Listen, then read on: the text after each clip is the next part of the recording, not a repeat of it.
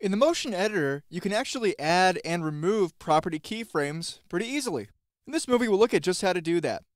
Let's say for our sun animation, we wanted the sun to move up diagonally and then move down diagonally. So the sun rises and then sets. Let's take a look at how to do that.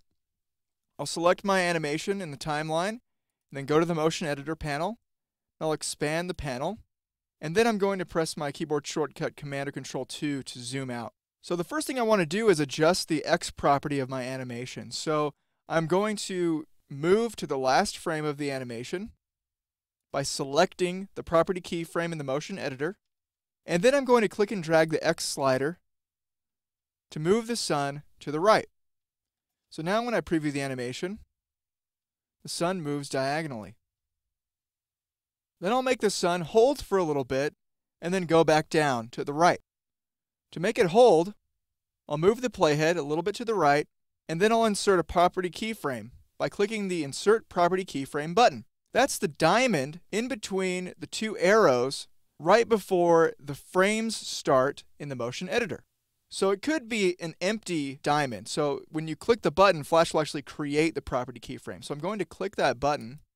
And of course, if I click it again, then Flash will remove the property keyframe. So I'm adding a property keyframe, and then I'm going to go to the end of my animation, and then I'll adjust the X and Y properties. So I'll adjust the Y first, make the sun move down, and then I'll adjust the X property, make the sun move to the right. So you can see that motion path that's controlling the animation. Let's preview this animation in the Flash player. So the sun moves up, holds for a second, and then goes back down. Now let's say, just for fun, that you wanted to make the sun move in an arc shape. Think about how you would do that. You could keyframe the animation in the motion editor, or manually do it on the main timeline, but the easiest way would be to modify the motion path. And go to the Selection tool, lock every other layer, and then I'm going to zoom in on my motion path. Now I'll use the Selection tool to modify the motion path to go in an arc shape. And that creates a little bit more interesting animation. Let's test the movie again.